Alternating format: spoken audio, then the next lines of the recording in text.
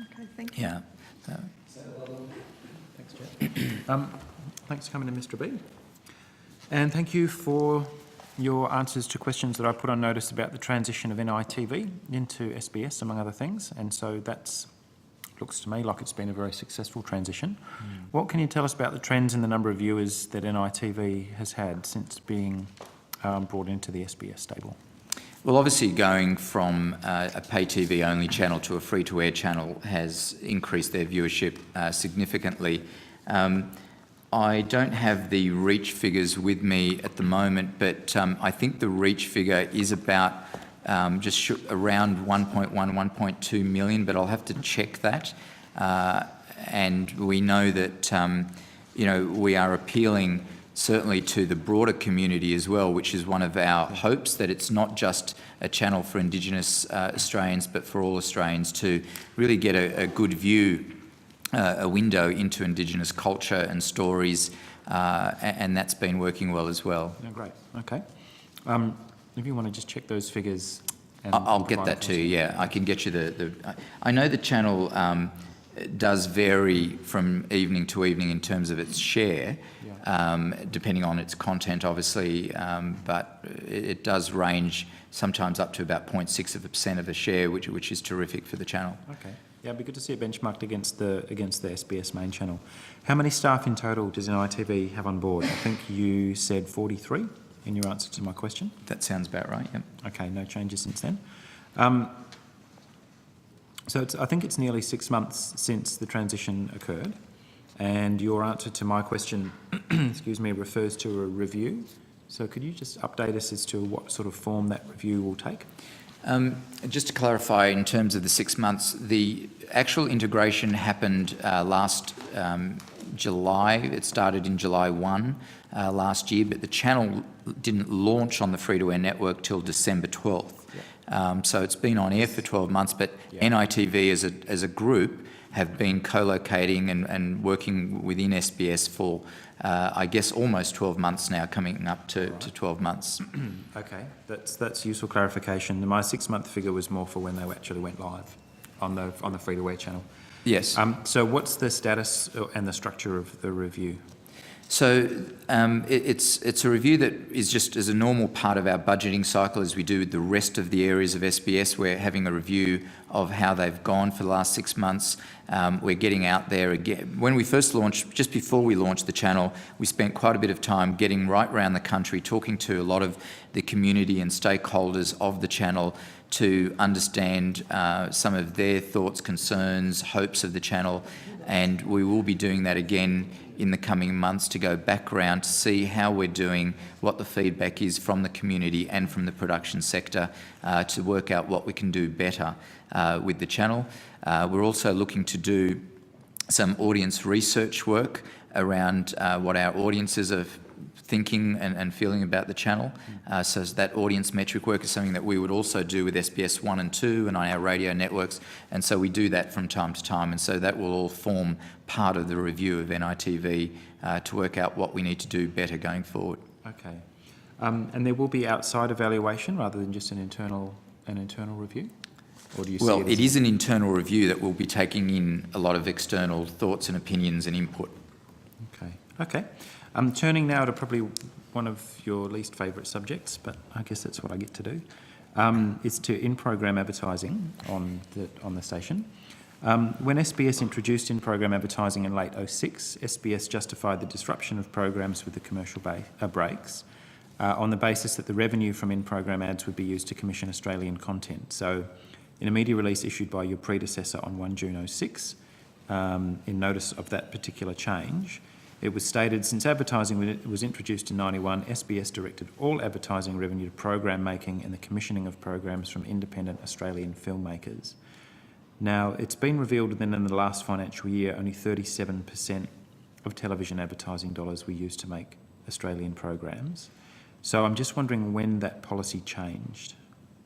Where did the 37% figure come from that you've quoted? An answer to question 2386, sub-question 11, from 1910-12, and I think that's in response to the last estimates round, or the one before last. So that would have had the minister's name on it, I suspect, rather than yours. So the figure that actually came out was TV advertising revenue was 46 million, and 17.4 million of that was used to commission Australian content. So And clearly there's been a bit of a shift over time. Okay, I'll have to take that on notice and come back to you on that, because I'm not aware of any figures that actually, we don't, from our accounting perspective, we certainly don't divide up our commercial revenues to say what percentage of that goes to television production, but I'll need to have a look at where that came from. All right, that's okay. So it was question 2386, and it's, if you don't have that in front of you, well, that's expected. Guys have got that. It does sound odd to me, Senator.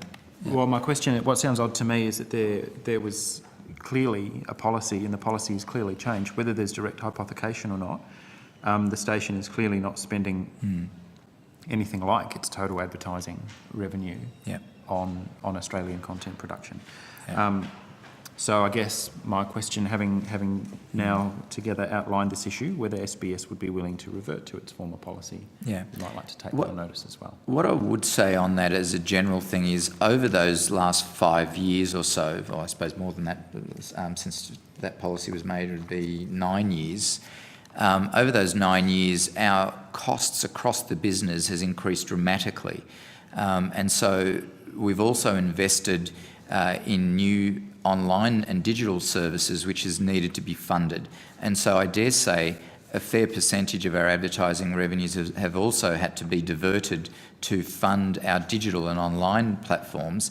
And so it would be almost impossible to revert to that 2006 policy of saying a blanket 100% of all TV advertising would go to Australian production. I don't think that's realistic, because our costs have increased dramatically across the board. For example, taking on the additional languages in radio has cost the organisation $2 million more a year. That all needs to be funded. The revenue that we get from advertising goes towards all parts of SBS. It's not specific to just TV production. I'm certainly not contending with you that SBS isn't facing funding pressures, and everybody in the room agrees with that, although the lift in the last budget was extremely welcome. It's just that there was a policy expressed, and at some point it changed. I wonder whether there was an announcement that perhaps we've missed, or whether it's just quietly slipped over time.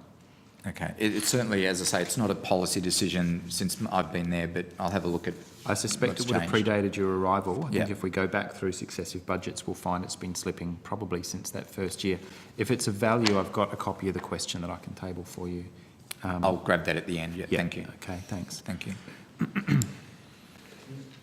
Last question? Okay, look, it's really around the March amendments to the SBS Act, in which advertising for SBS digital media services was deregulated. There don't appear to be any restrictions there. So I'm wondering what policy SBS is applying to digital media, streaming, catch-up programming, that kind of stuff. Whether ads are only placed in natural program breaks, or whether the same logic that's applied to your scheduled programming also applies to your streaming service. Yeah, you're absolutely right. There is nothing in our Act that does limit our advertising on our online services. However, we have taken a view internally to apply similar guidelines to our TV as we do with our online. In fact, it would be less at the moment. We would only have a couple of pre-rolls, for example, and mid-rolls of programs in our online service, where we'd have more than that on our television service. Likely to be less overall? Yeah, overall I think it would be less, because I think when you're sitting in front of a mobile device or a PC, that time is obviously exaggerated. Sitting through 5 minutes of ads, I think would be a bad service for our audiences, and so we obviously don't want to be providing a bad service. So we have taken a view internally that we would certainly not exceed, and we are using the same rules that we're applying on TV to online. If there's any metrics lying around that you could provide to us? Yeah, that's easy. Yeah, we do have metrics on that.